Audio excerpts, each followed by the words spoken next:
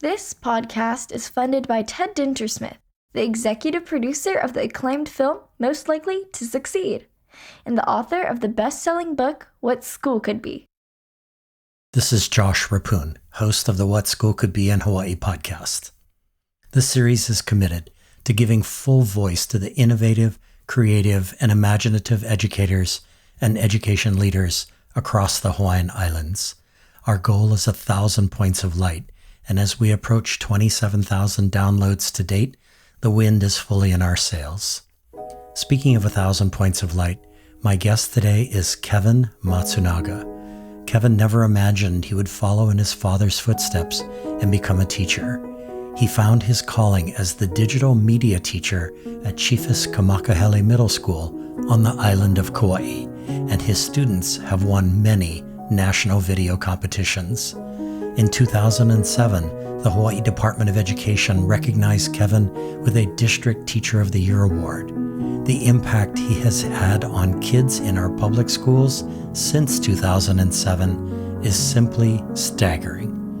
Kevin is always looking for ways to improve the things he's doing in his class and his teaching practice, and that involves a lot of extra time. Despite the long hours he puts in, Kevin returns year after year because he sees how much his teaching, guiding, coaching, and mentoring means to those under his tutelage.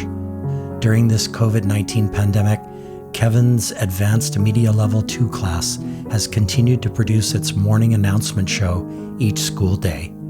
The students all have equipment at home they can use, or they are using their cell phones or personal cameras to record themselves. Some of his students have even started a podcast during this pandemic. You can listen to the Couch Pueo podcast by clicking on the link in our show notes. There is so much more to Kevin's story, so let's get this party started. Here's my conversation with Kevin Matsunaga.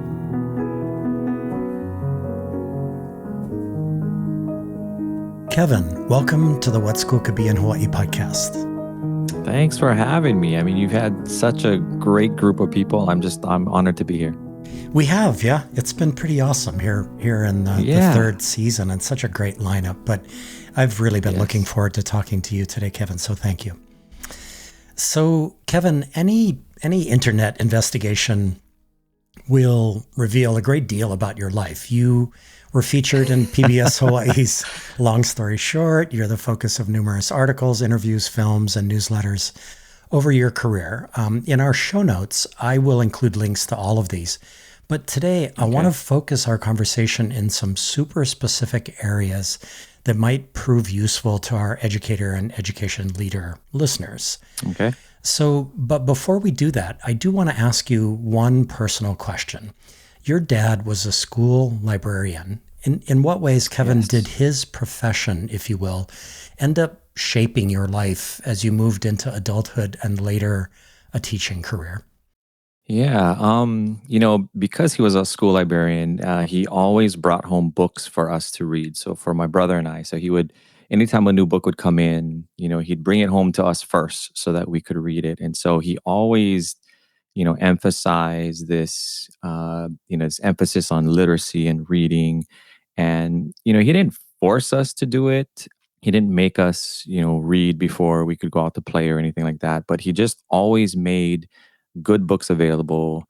He was encouraging about it. And I think that kind of started my interest, I guess, in seeing that this, could be something that I might want to do. I mean, I really didn't see it at first. He was the first person that saw it in me. And but I think from those early, years of him bringing home those books and just stressing that, I think that kind of helped start it. That's awesome. My father and my mother were very much book people and were always borrowing books. And so my family life growing up was very much around books and about reading books. And they used to read out loud to us. So yeah, I really identify with what that must have been like in your early life, right? Yeah. Yep, absolutely. So Kevin, in the past few years, quote, student voice has moved from one of many concepts in Hawaii public education to one of its three pillars, if you will. And by the way, the other two pillars are teacher collaboration and intentional school design. So your media Okay. students produced the first ever segment almost 11 years ago in the first ever PBS Hawaii Hikino episode, which aired in prime time. This episode's team is made up of 9 schools from 4 islands. From Kauai, there's Chiefess Kamakahele Middle School. From Hawaii Island, Konawaina High School. On Oahu, Waipahu High School, Kamehameha School's Kapalama. Kawana Nakoa Middle School, Kalani High School, and Sacred Hearts Academy. From Maui, there's Maui High School, and of course, Mauawana Intermediate. And so your Chiefess Kamakahele Middle School Hikino team reported on a Kauai Island controversy known as the Friday Night Lights. So what was that 3-minute segment about? And in what ways does it showcase what student voice is really all about?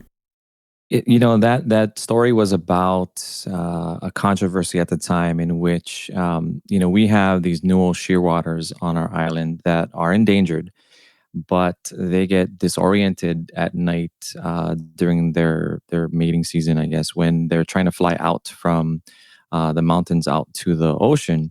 And when we have, big bright lights from football stadiums or even just traffic lights getting in their way, they often will hit the poles and, come crashing down, and, dogs might get them or anything.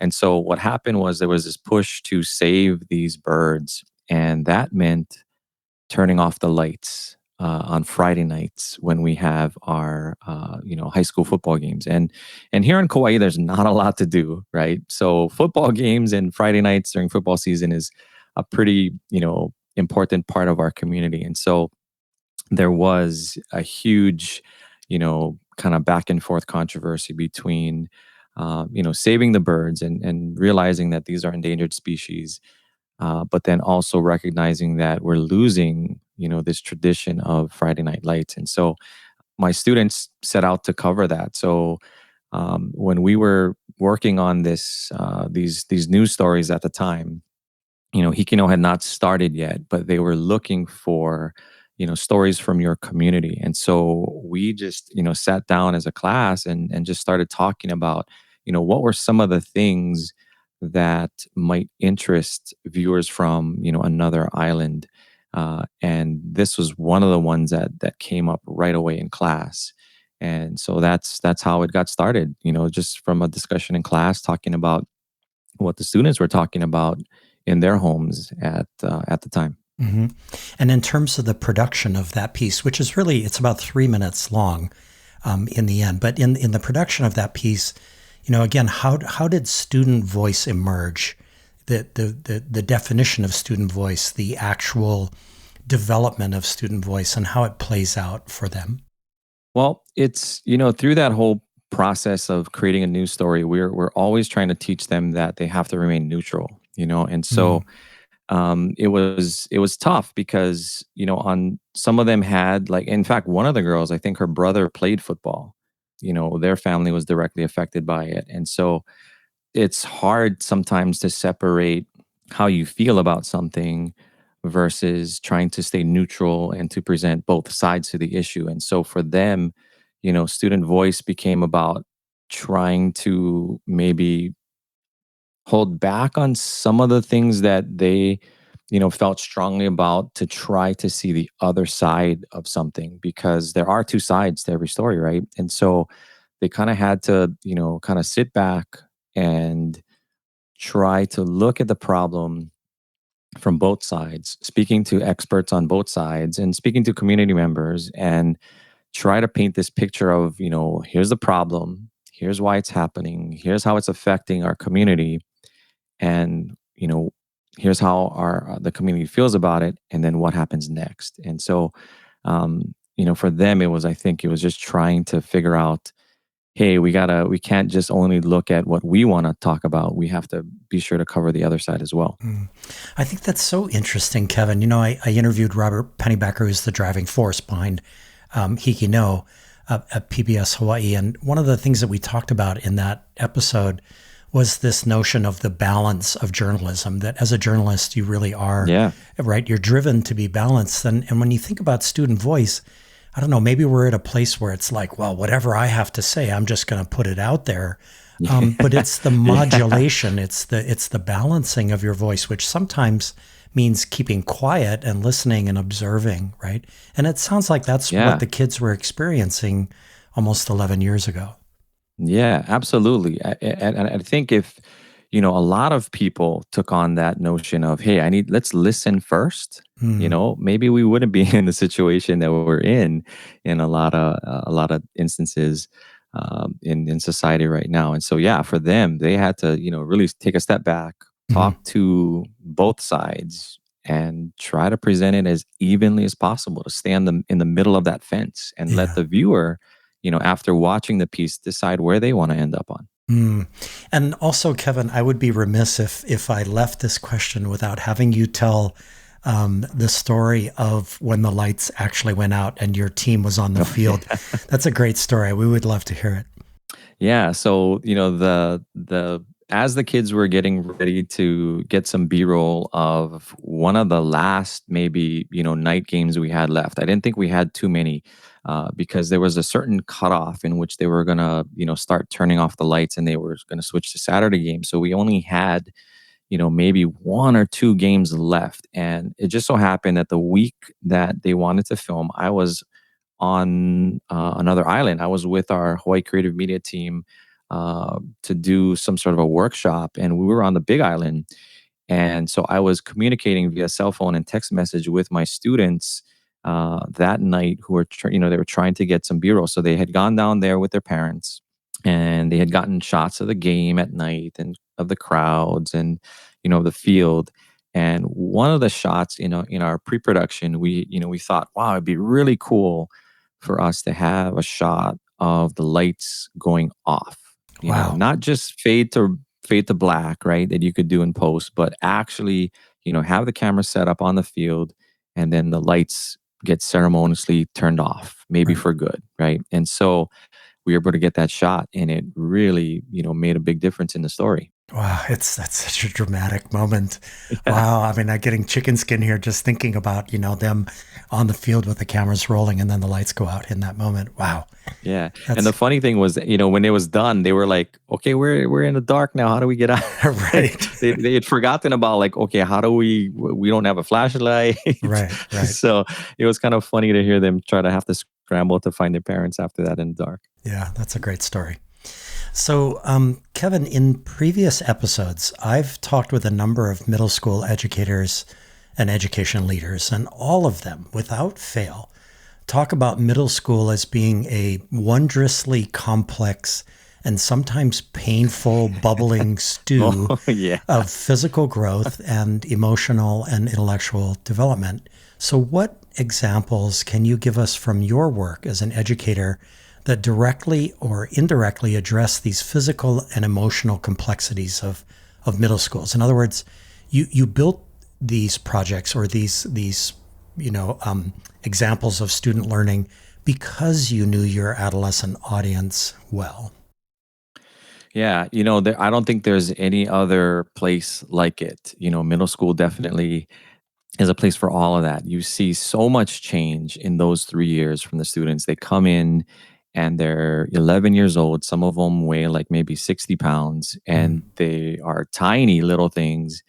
And in 3 years, it's amazing how much they grow and develop and just learn in that short time. And so for us in our program, the way that I set it up was I always tried to make sure that I had sixth graders in our advanced program. And so in the beginning, I would have a system in which, kids would apply, and we'd accept sixth graders, brand new to the school, right into our advanced program from day one. And it was really great because I could potentially have them for 3 years. mm, And by the time they got to be, an eighth grader, just to see how much progress they made was just amazing. I remember this one girl that when she came into our program as a sixth grader, could barely talk to anyone, super shy, not willing to really step up and take any sort of lead in anything, just willing to kind of be there, dealing with a little bit of anxiety issues as well, just coming into a big school. And by the time she left, she was actually interviewed in that Aloha Atlanta Hmm. piece, and how she spoke so eloquently about her experience was amazing, and it was so incredible to see the change in this one student throughout those 3 years, to go from someone who barely spoke a word all the way up to this person that could just was willing to speak in front of the camera and could speak so well and clearly Hmm. about her experiences. It was pretty awesome to see. So it's super interesting to me, Kevin, that, in one case, you might be a middle school teacher who knows that the kids are kind of going through this remarkable experience of emotional and Hmm. physical growth. But all you're doing is really observing it as you take them through an academic program. And then the other case is where you actually begin to develop your program to help address this growth and to ease them Yeah. through the process. And it sounds like that's what happens in your program. Is that a fair statement? Yeah, because when they would come in as sixth graders, I always would pair them up with a returning student. Yeah. So they would be mentored by either a seventh or an eighth grader, and the purpose of that was to help them ease in that transition, because they're coming from maybe sometimes even a school that had no media program, and then they're coming in and they're getting thrown into the fire, and we're doing all these things, and so they need somebody that is more at their level that can be their guide. And Mm, so that's how I set up my program. Is I paired every kid up with somebody else, and I always tried to make sure that our new students had a returnee to fall back on. mm. And then those students in turn then became a mentor for someone else. So, talk about being able to kind of work on those skills as those kids progressed. That's exactly what we did.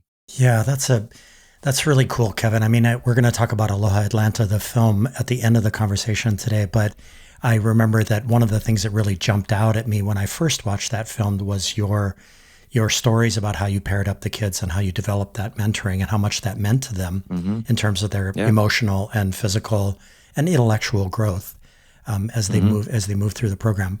So speaking of skills, a journalist for the Garden Isle Kauai newspaper asked you what accomplishments you were most proud of, and I found your answer, Kevin, super fascinating. In part because you listed the development of several key skills, or what folks these days might call essential skills or durable skills. You cited Okay. being a good team member, meeting deadlines, and communicating clearly. So I have Oh a yeah. couple questions about this. So I was a history teacher, and we love change over time questions, right? So, have these three skills always been important, or have they become more important over the last few decades? And if yes, why do you think? It's hard for me to say that it's more important. I guess those are just key skills. I think that anyone needs, despite whatever field you go into, right? And for our program, we've never tried to produce like the next Spielberg or George Lucas or anything like that. Our program exists to give kids opportunities that fall along their interests, and their interests will change. Just because they're interested in media in middle school doesn't mean they're going to continue in that field Right. throughout high school. And so our goal is to just prepare them to be better adults and to be successful in whatever career that they decide to do. So when kids come back and people ask me, well, how many of your kids are in Hollywood, or things like that, and to me that's not important. We do have some kids that will go on and will be will have careers in the industry, but that's not our goal. Our goal is to just provide opportunities for these kids to explore this interest that they have now. And, because knowing full well that it may change, we just want them to be able to be, prepared in any field that they go into after us. And so that's our measure of success. It's not about, how many kids we have in Hollywood. Mm, It's about just kids that are able to succeed in any field that they do. And I mm. guess, if we're looking at the last, 5 or 10 years, is it more important to be a better team member? Yeah, and communicate. I think so. Yeah. I think so. Yeah, I think that that's the national global conversation now, is that Yeah. as this so-called age of acceleration continues to accelerate, these three qualities are becoming more and more important. But yet this is something that you have been emphasizing from the very beginning. So it's not like you're playing catch up. You're actually ahead of the game in that sense, right? Yeah, I guess so. And we've never looked at it that way. I've just tried to look at it as like, how would I want my kids to come out, when they've gone through our program? And I've been fortunate to have that. I've had all three of my children be able to be part of my program. And those are years that I cherished, and I just absolutely enjoyed, having my kids participate in that. But that's kind of like what I wanted. I wanted them to be able to be successful and be able to communicate with people and to be able to meet their deadlines Yeah. and just cooperate with each other, and that we've pushed that every year since the very beginning. So I want to drill down just a little bit more on the skills thing. I'd love to hear how kids participating in, for example, the Student News Network program or PBS Hawaii's Hiki No Student News program develop these specific skills. Like, what are your methods, your practices, Kevin, your approaches that help kids gain these three skills that we talked about being a good team member, meeting deadlines, and communicating clearly? Well, it starts with just having activities that will reinforce that. So, because we're involved with PBS Hawaii first and foremost with their Hikino program, they whenever we're approached for stories, there's always deadlines. And so that's something that in all of our projects, and regardless of whether it's for Hikino or for anything else, if we have a project, we always set clear deadlines, and we always make sure that there's, ample time for students to be able to complete their tasks, whether it's creating a short 30-second PSA or creating a 3-minute news story. So we build in the time based on the project, but we make sure that there's time, but we hold them to that deadline because, part of being responsible is making sure that you're doing what you need to do. If you're working with other people on a team, that if you have things that you're responsible for, that you're doing it because it supports the entire team. And so because we have, students that work with partners, because when we practice for STN and we're practicing for competitions, we're in teams of, 4 or possibly 8. There's always this sense of, you are part of a team and everybody needs to contribute, because if someone doesn't, we're all going to have to help pick up the slack. And so, being responsible with your deadlines kind of helps make the whole thing run more smoothly. And so for every assignment that we do, there's deadlines, and so we're always reinforcing that in pretty much every project that we take on. I interviewed one head of a charter school here on Oahu, and she talked about how what you value is where you spend your time. So if you value good team members and meeting deadlines and communicating clearly, then you have to spend the time doing those things, right? It's a training process. Absolutely. Yeah. Yeah. Just another thing that we were doing for probably about 10 years is our students were on the radio for a local radio station called FM 97, where we were producing a 2-minute piece every Monday, Wednesday, and Friday that talked about anything happening in any Kauai school, public or private. And so we were held to that deadline as well. Like, hey, we got to get these audio files out to them by a certain time. And so this means we have to start on scripts at this time. We got to do research by then. We then have to start recording by, so everything, everything we did is, definitely tied to teamwork, responsibility, meeting deadlines, and then, trying to do your best. And communicating clearly. Oh, absolutely. Yeah. That's so awesome. Kevin, when I was in middle school, I actually dreamed of having a radio show. And you and I were exchanging texts today, and I was bemoaning the fact that my middle school experience was so lame. And I never got these kinds of opportunities that your kids are having. No technology back then, right? Yeah, and I just really wanted that late night FM radio, jazz show, and I felt like I had the voice for it and all that. But here I am, host of a podcast. So what the heck, it happens at some point. That's great. Yeah. So hey everyone, stay with us. After this short break, we will continue our conversation with Kevin Matsunaga. Hi friends. Toy Hirschman here from the Entre Ed Talk podcast. I am super excited to support the What School Could Be in Hawaii podcast hosted by none other than the amazing Josh Rapoon. And I also want to give a big shout out to all of the incredible educators in Hawaii who are doing unreal things in the entrepreneurship and design-based thinking spaces. I hope you all subscribe and listen to What School Could Be in Hawaii. And also, hey, why not check out the Entre Ed Talk podcast, where we interview stellar entrepreneurial educators and entrepreneurs from across the country and globe. I cannot wait to connect with you. Aloha, my name is Aaron Shorn, a previous guest on this very podcast. I am also now head of growth and community at Hawaii's own Unruler. Unruler is a collaborative mobile and web platform that accelerates innovation, grows culture and community, and celebrates learning. Learners post multimedia, tag their learning, and through comments are able to work together asynchronously. Each post is a moment of learning that forms the foundation of a joyous learning journey. We can be found at unrulr.com. Mahalo.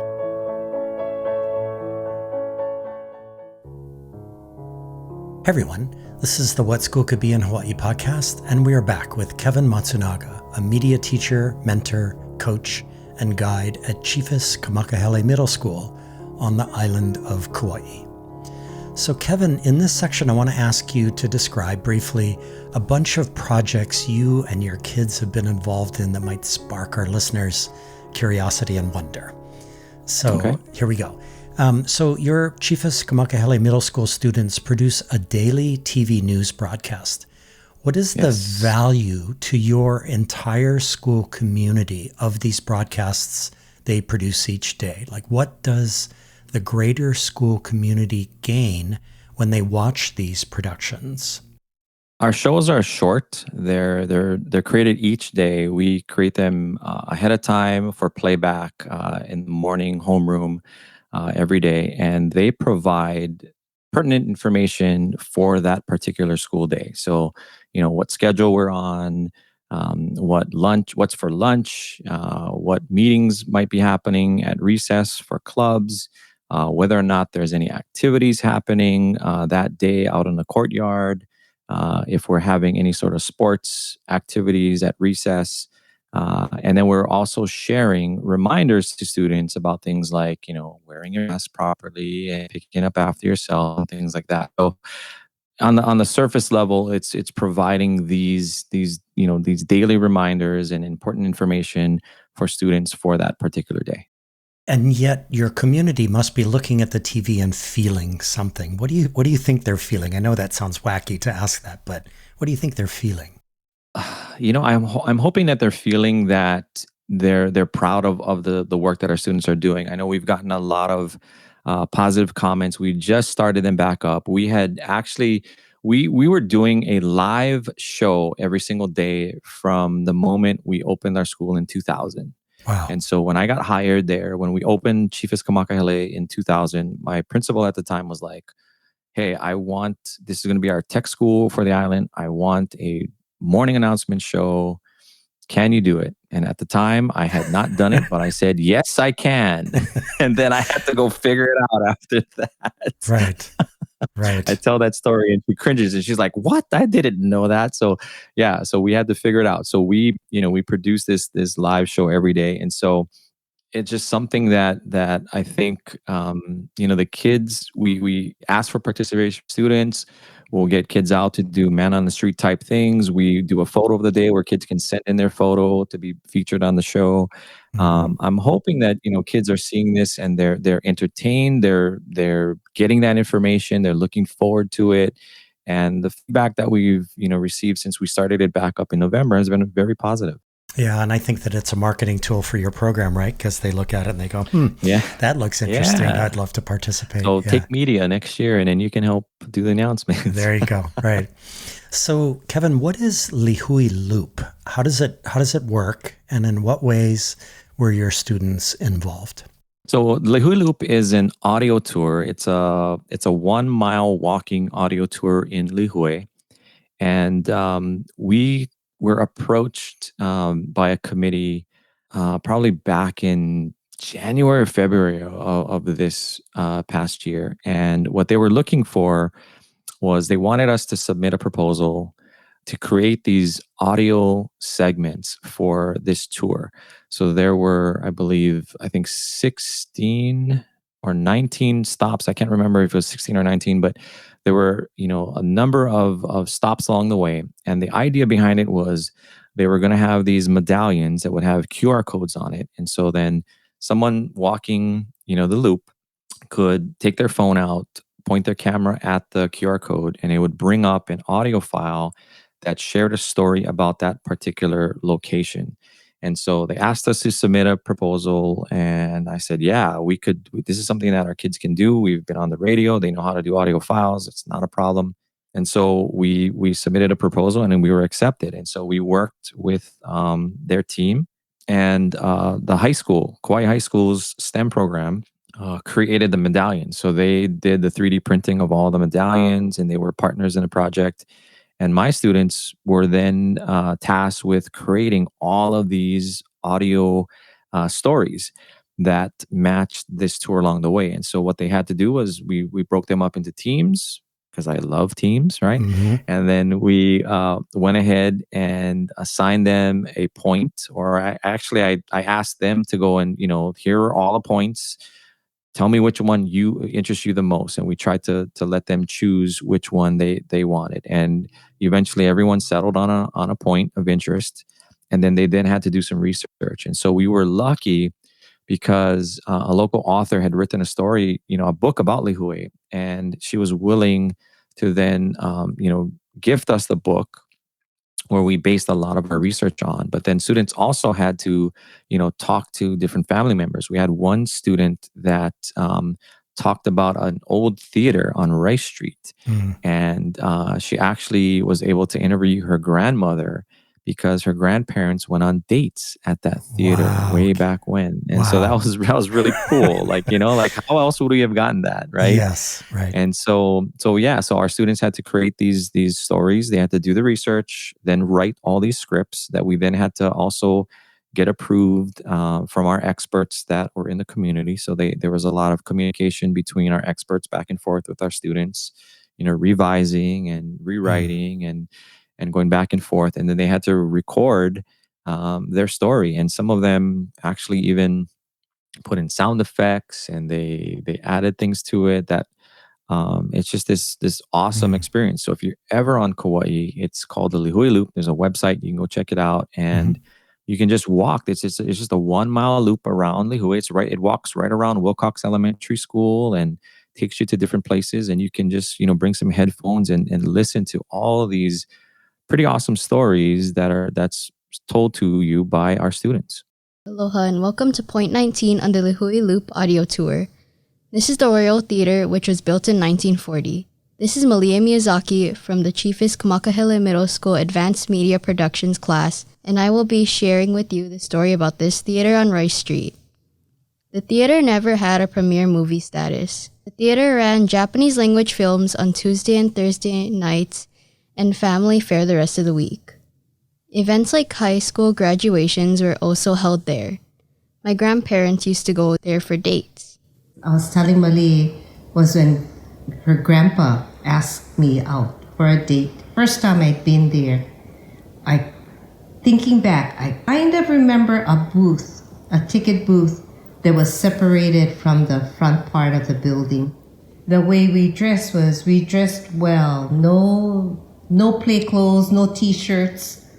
I remember Grandpa wore long pants and a nice shirt. And I remember wearing clothes that I would wear to work. When you get into the theater, the chairs were arranged so that the better seats were located at the top. And if you go further down, the chairs were wooden. The Kawakami family now owns the building and is holding onto the property for memories. The building holds several businesses, such as a barber shop and office spaces. Currently, there are no other plans for this building. Thank you for learning about the Royal Theater, and I hope that you have an amazing day and have fun on the rest of the Lihue Loop audio tour. That's it. You are now back to where you started, near Kalana Park. Thank you for joining us on the Lihue Loop walking audio tour. Have a great rest of your day.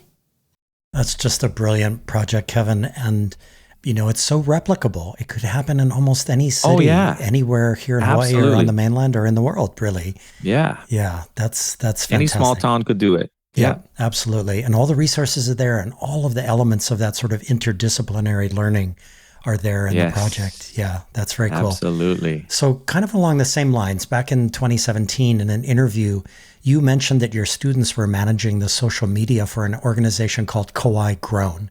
So, what is this Yes. project and what is the scope of work?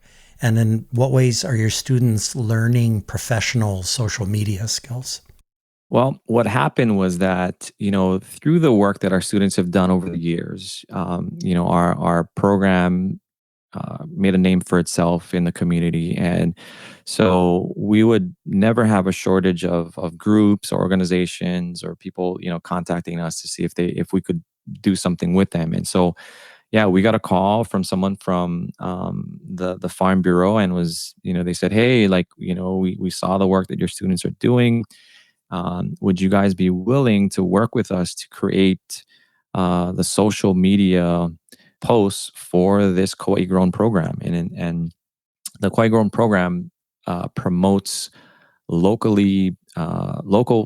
businesses, whether they are a farm or a company using locally made products, to help these businesses and farmers with getting their products out and people getting to know them. And so we said, sure, let us see if we can take a crack at it. And so we came up with a proposal, and yeah, we were basically asked to then create the Facebook account, the Twitter account, and the Instagram account for the Kauai Grown program. Wow. And our students managed all three of them for about 2.5 years to 3 years before we just recently gave that back up once the pandemic hit. Got it. And, Ted Dintersmith in his book, What School Could Be, talks about an Albuquerque high school in New Mexico that partnered with a local regional soccer team that was struggling with its social media. And these kids just knocked it out of the park. Yeah. And, they raised attendance at the games and the whole 9 yards. So again, it's such real world learning, right? When you do things like that. Yeah, absolutely. Because, here just to manage all of those accounts, we had to set up a system in which, Yeah. we had to create teams again, teams that we had, for, let's say, photographers that would go out to a farmer's market and capture photos of these different, organizations and businesses or farmers that would then bring those photos back, edit them, get them in a folder where then a post writer would then take that photo, do some research on the business or farm, and then write, a short post highlighting, what was in the photo or highlighting the business. And then that post then had to be, I had to proof it before it went out. Right. And then we had a student involved that was responsible for actually making the post.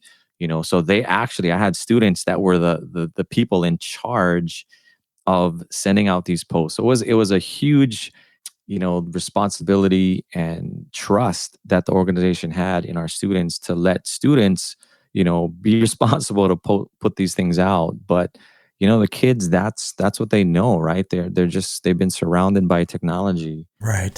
for so long that it wasn't something that was difficult for them. And so, yeah, it was a lot of work though. It was a lot of stress. Yeah. Yeah. Yeah. But again, for sure. teamwork, deadlines, and communication. I mean, it's just Absolutely. so consistent, right? So, Yeah. Kevin, your students during the pandemic designed, developed, and produced the Couch Pueo podcast.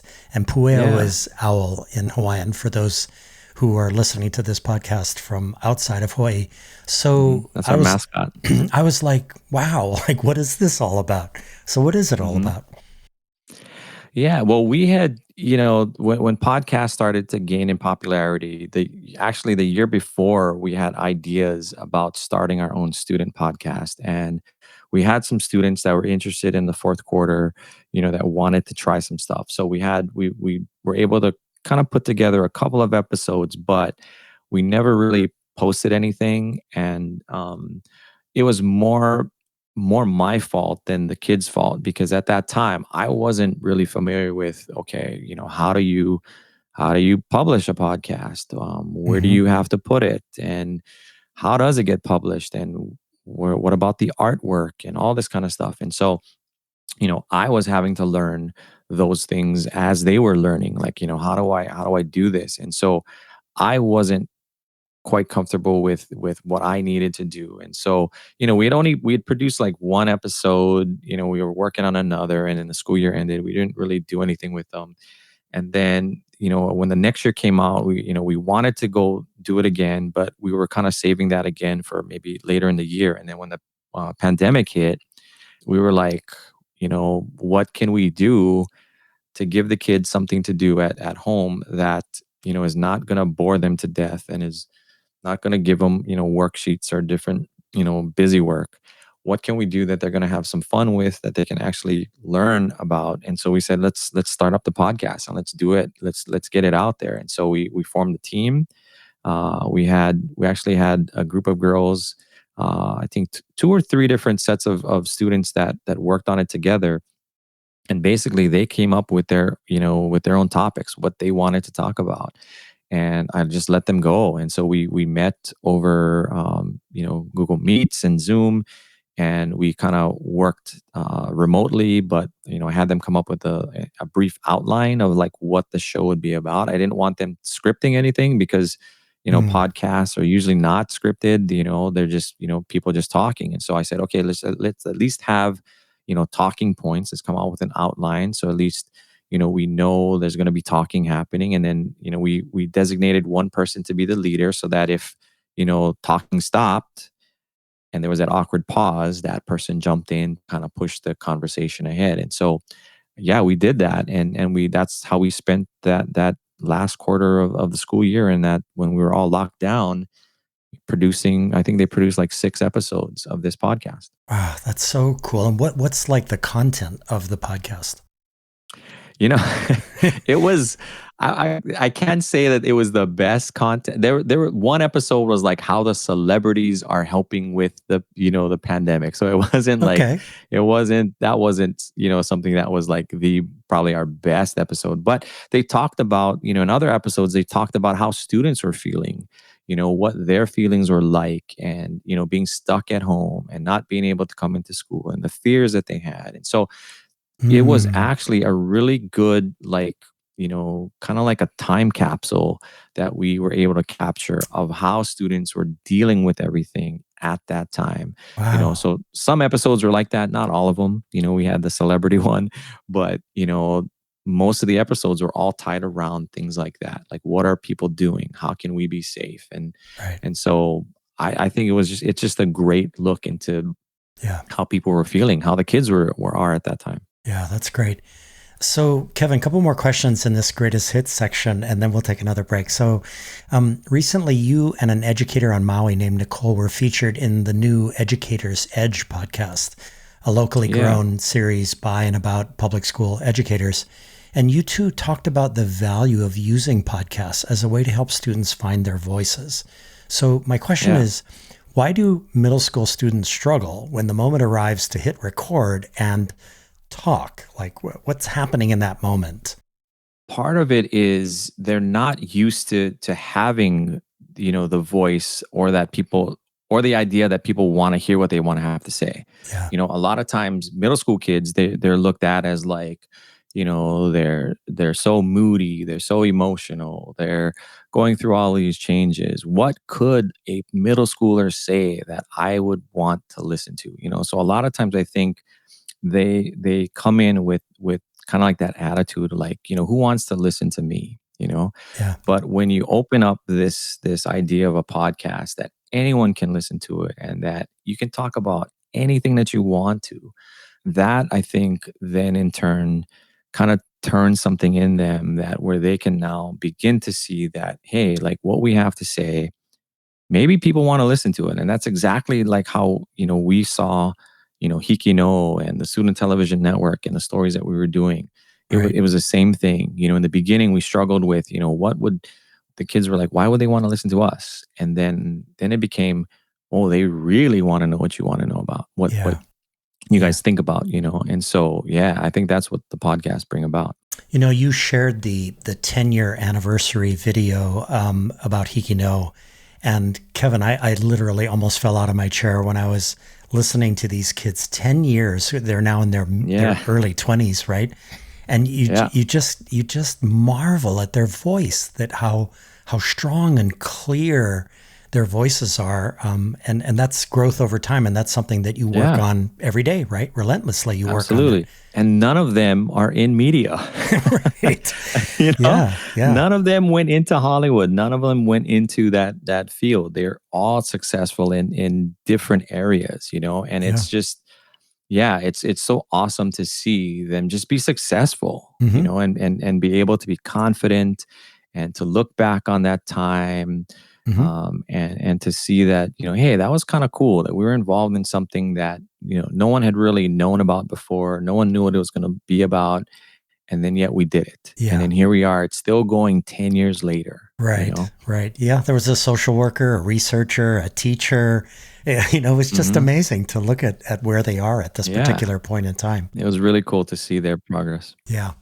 So, Kevin, you shared with me the Chiefus Kamakahele Middle School media program site Vimeo page, and I watched a bunch of the short videos produced by your students, and one of them about an artist, a painter on Kauai, stopped me in my tracks. His name is Moses Hamilton, and your student's news story about his being paralyzed in an accident and then becoming an artist, a painter, was wonderful. So here's my question about this. This is an assessment question. So once this production is done, how do you evaluate and report out on her? It was a young woman who did this particular segment on your students' work to your school and to her parents, to parents in general. Like what is an authentic assessment in this process that you've developed in your practice?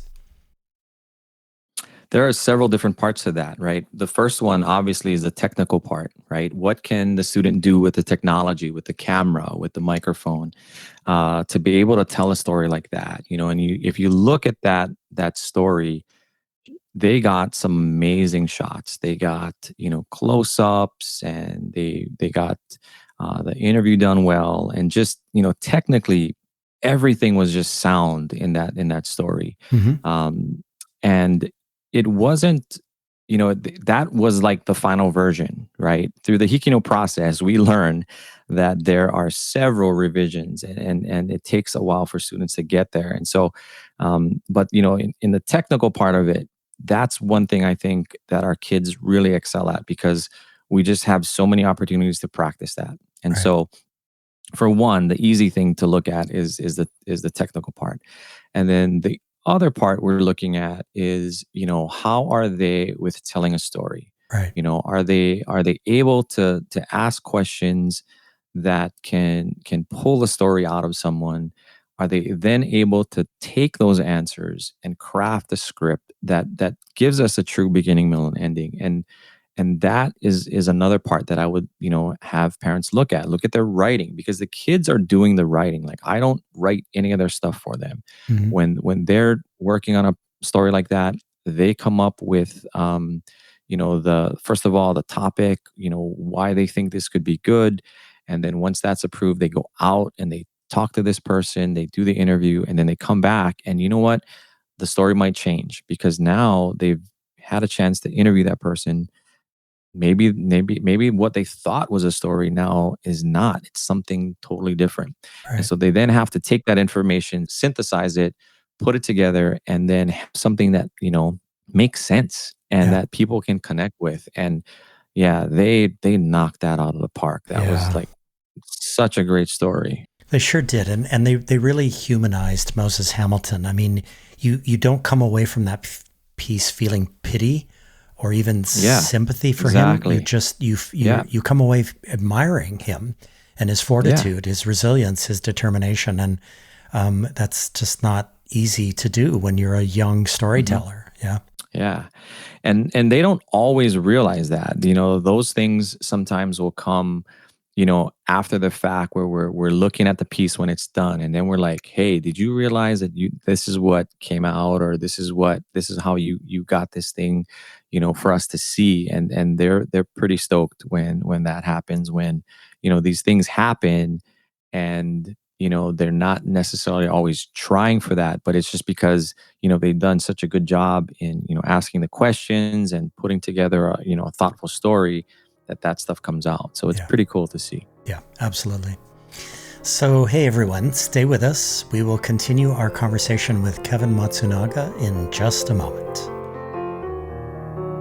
This is Guy Kawasaki. If you want to learn how to be a remarkable person, please check out my podcast, Remarkable People. I interview people like Roy Yamaguchi, Margaret Atwood, Jane Goodall, Stephen Wolfram, Steven Pinker, Ariana Huffington, and Steve Wozniak. The point of the podcast is to help you become a little bit more remarkable. To learn more, go to remarkablepeople.com. Thank you.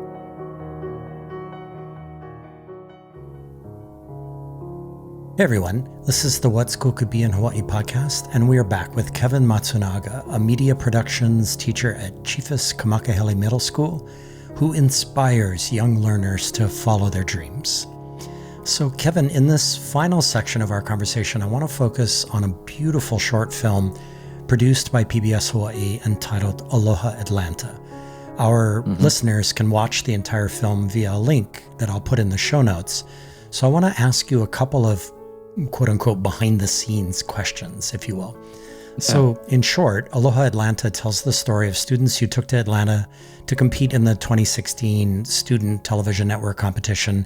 Kids are given thematic prompts and very short deadlines to produce news stories, which are then judged. So, here's my first question. Kevin, whether it's robotics or space camps or student TV news, I marvel at the way teachers and coaches like you astutely know when to step back and let the kids reach for specific standards and stand up to tough deadlines. So to what extent was this astuteness already part of your DNA? And to what extent was it something you had to train for or be trained for? Oh, that's a great question, because that definitely was something that I had to learn and train myself on. Because I remember when I first started teaching, I taught 5th and 6th grade at Lehua Elementary School in Pearl City, and we would take our kids to the Onizuka Center. It's sort of like a space camp, but they created these sort of like space exploration programs in schools all across the country. And so basically what would happen is you would sign up for this program, you would work with your students. Well, you'd have to get trained first, and then you, as a teacher, and then you'd take this curriculum, you'd bring it back to your school, and then you'd have to work with your students where they would have specific jobs on the space shuttle and the space station. And they would have, different activities for you to do. And then you would go to this school that they outfitted to look just like a space center, and, with mission control and a space shuttle. And your kids would actually participate in a mission.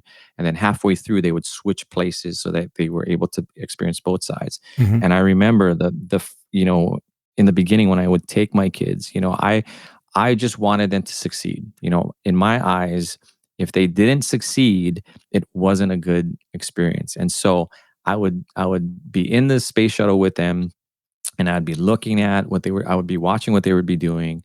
And if they were doing something wrong, I would go and I would kind of help them. I would tell them, oh, you might want to look at this or whatever.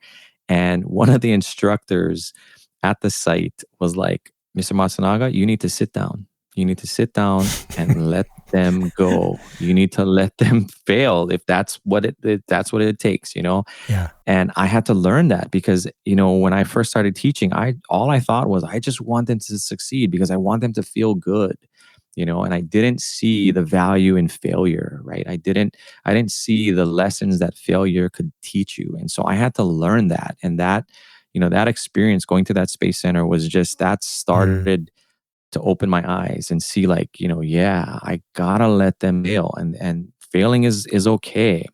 You just learn from mistakes. so that you don't make them again, and then you're better the next time. And I had to learn that. That was not something that came, naturally for me.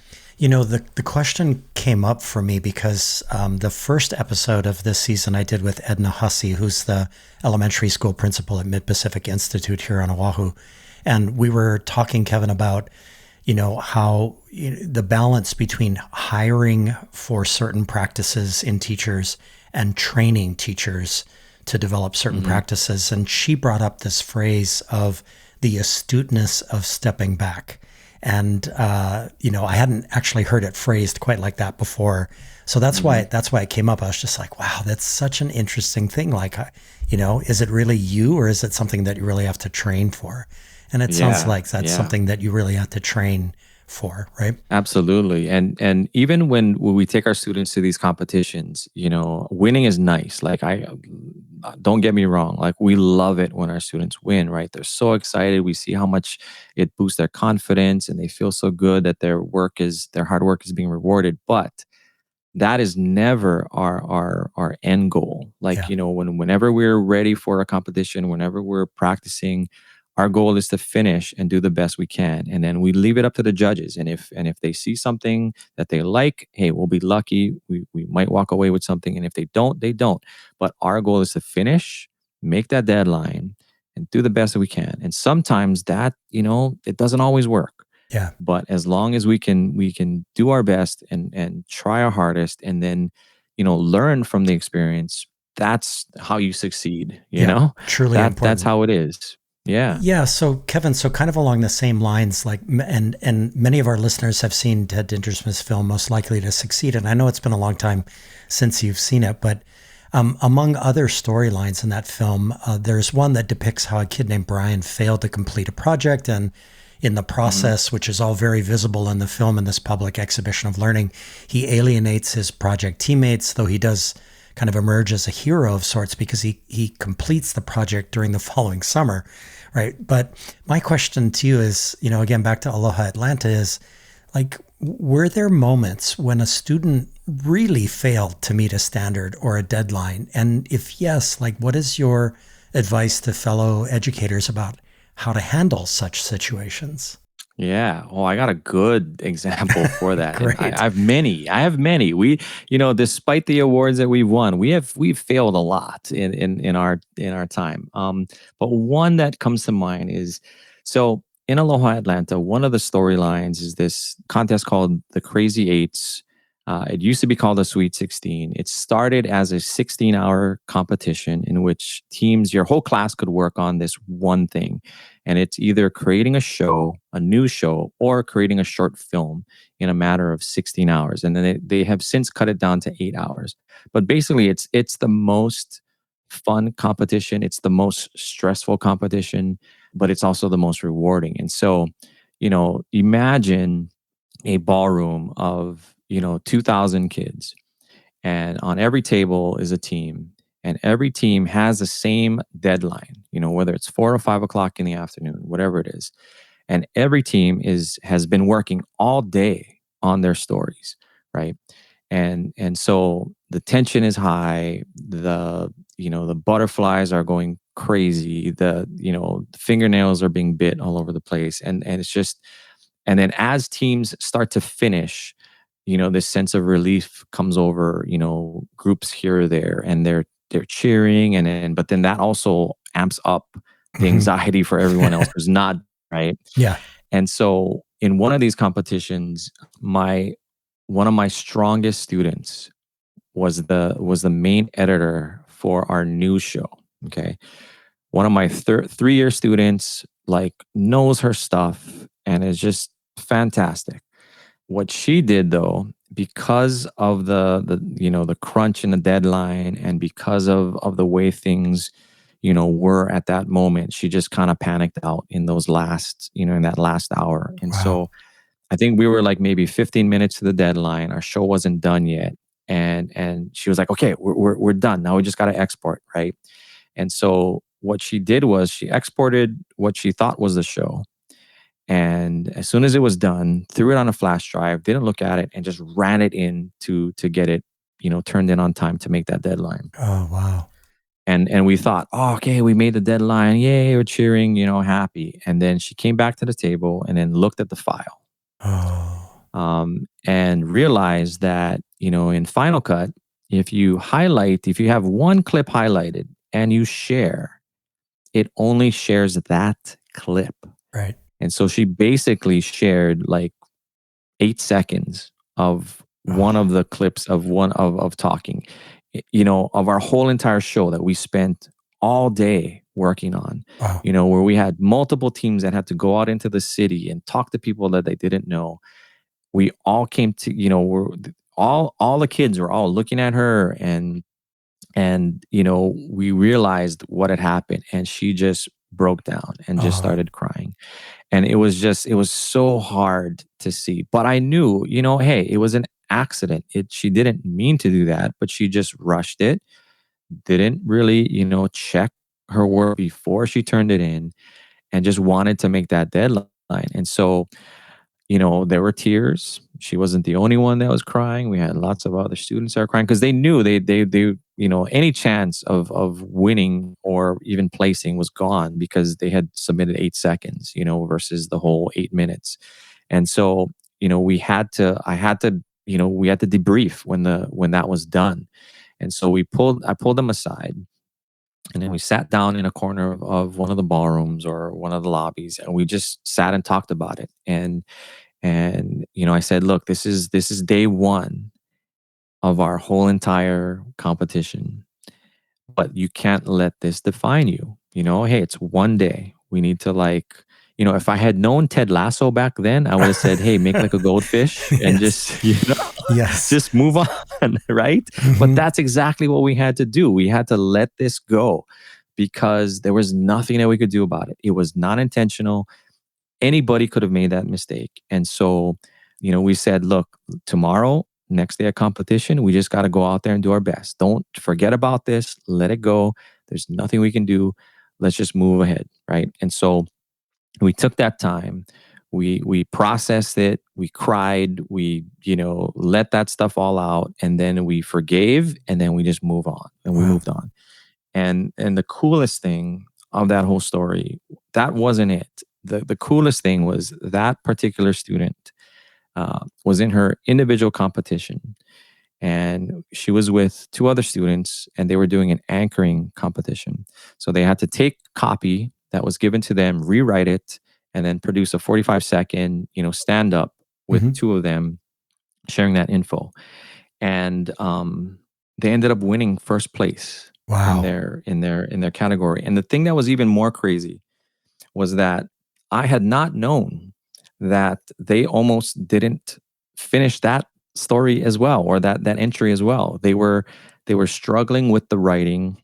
They were struggling with coming up with how to say it. The same girl was making all these mistakes, and I had no idea, because when I was busy doing STN things, and at the end of the day I was like, did you guys make your deadline? They said yes. I said, okay, good. I don't need to know anything else. I had no idea that they were struggling.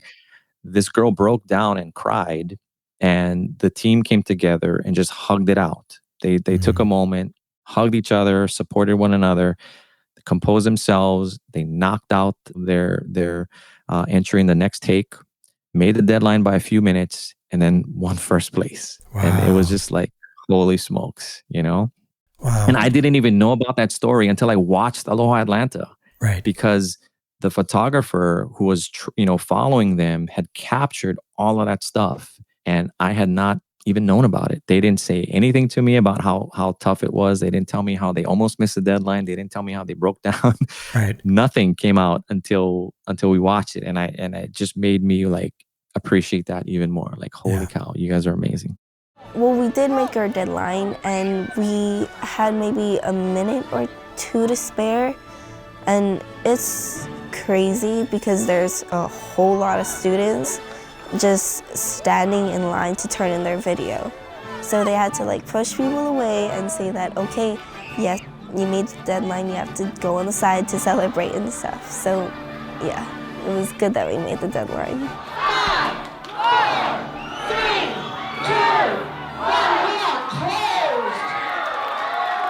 closed. That's a great story, Kevin. And for our listeners, if you want to see Aloha Atlanta again, you can go into the show notes and click on the link, or you can just Google Aloha Atlanta PBS Hawaii, and it will pop up on either PBS's site or YouTube. And I really encourage people to watch the film. To me, it's one of the greatest 30 minutes of film I've ever seen. Chicken skin all the way. Chicken skin all the way. That's great. So Kevin, any podcaster would think that this is the right moment to end this conversation, but I'm not going to, because I have one more thing that I want to cover with you. So I want to close today not talking about you and your work, but about two people you respect and admire. Let's call this our shout out moment.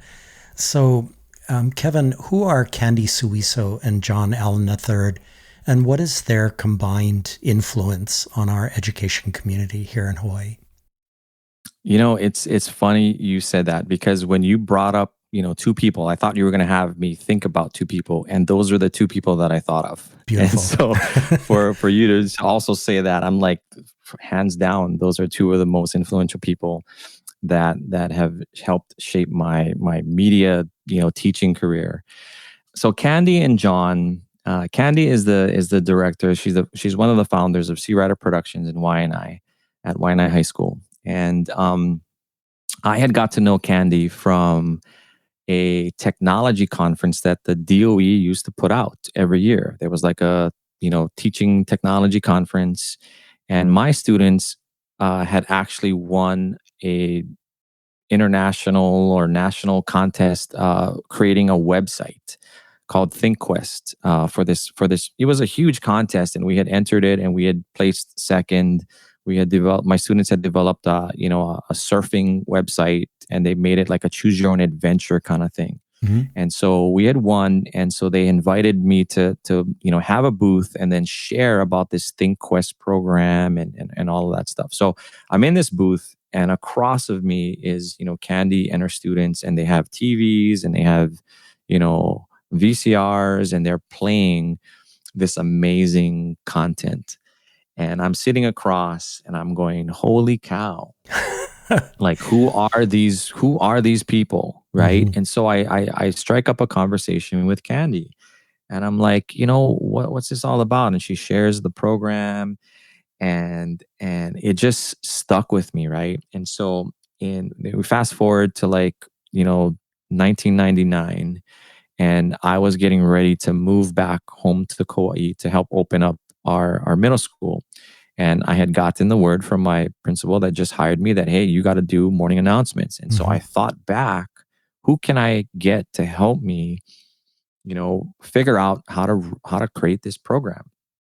And Candy was the first person I thought of. So I contacted her and, asked her if I could come out. I went out to Waianae, I think, just to kind of talk story with them for a little bit. She pointed me in the direction of some other people, and I got what I needed. And then when I started my program, I continued that relationship with her when they created their very first digital media camp. And I took two students to that camp during the summer. One of them who became a teacher. She's teaching at Waipahu High School right now, which is pretty fantastic. Cool. Yeah.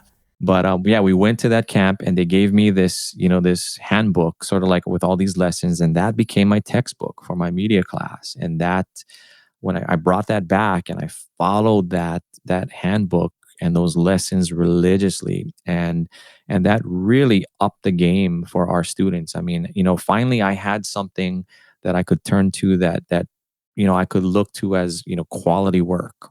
Mm-hmm. And so we just molded our program after Sea Rider Productions, and then I became, at that camp I became friends with John. He's now one of my closest friends, and the two of them they have 1,000% shaped my teaching career, teaching digital media, and without them, no way would any of the stuff that we talked about today have ever happened, because they were nice enough. Candy was so nice to just share everything she had. John shared everything he had, that I just was like, I got to do the same. And so, anybody that came to me, since we started, having some success, I did the same thing for them. I shared and opened up and helped them as much as I could to kind of like pay it back, to everything that John and Candy did for me. I wanted to do that for other people as well. So yeah, those two amazing human beings, for sure. Yeah, for sure. I feel the same way. I had the privilege when I was working on my second documentary film in partnership with Sea Rider Productions. It's called The Innovation Playlist, because of COVID. The pandemic. Work with John. Yeah, I got to actually, work with him over Zoom and edit the film together. And I will always consider that as one of the highlights of my life, is just going through that process with him and just how unbelievably creative he is. Do you know we actually shot something for that, for the film? I found out later, just like you found out in Aloha, Atlanta, that your student had done it. I found out later that John had reached out to you, and that we needed to get a couple of shots at Waimea Canyon Middle, right? So yeah, that's super awesome, Kevin. Thank you. So Kevin Matsunaga, thank you for this time today. I hope you and your family remain safe and in good health. Thank you for all you do to bring student-driven learning to your community, and thank you for all your work over the years. It's been a real treat to have you on the podcast today. Well, thank you so much. It's never something that I've done alone. It's always been through the help of, different people, colleagues and friends, and just, support of awesome parents and students. And it's been total group process and collective process to work with all these amazing people. And I can't take sole responsibility for it. But thank you. I appreciate those kind words. It's all about teamwork, meeting deadlines, and communicating clearly, right? Exactly. That is like the secrets of life right there. It's where we started and it's where we're ending. That's great. So thank you, Kevin. Absolutely. Take care. We'll talk to you soon. Mahalo.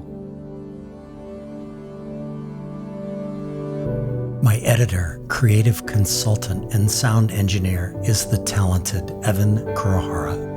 Our theme music comes from the vast catalog of music created by my friend of 40 years, the remarkable pianist Michael Sloan.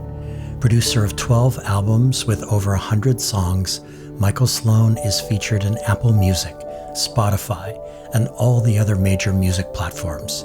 You can also find his work at his YouTube channel. Michael has listeners in over 100 countries and over 2,000 cities to date. Support these episodes with remarkable, innovative, and imaginative educators and education leaders by giving us your own rating and writing us a review at your favorite podcast store. This series is funded by education change agent Ted Dintersmith, executive producer of the acclaimed documentary film Most Likely to Succeed, and author of the best-selling book What School Could Be. Please join the What School Could Be virtual community by going to community.whatschoolcouldbe.org or by downloading the What School Could Be app from your favorite app store. The What School Could Be in Hawaii podcast is brought to you by Josh Rappoon Productions. Send your feedback to mltsinhawaii@gmail.com and follow us on Twitter @mltsinhawaii and @Josh Rappoon. Finally, please like our Most Likely to Succeed in Hawaii Facebook page and YouTube channel. Friends, even as COVID infection numbers decline, stay safe, wear a mask in public places, and please get vaccinated. Most of all, bring kindness and compassion into the world. We need a surplus of both right now. Until the next episode, ahui ho and take care.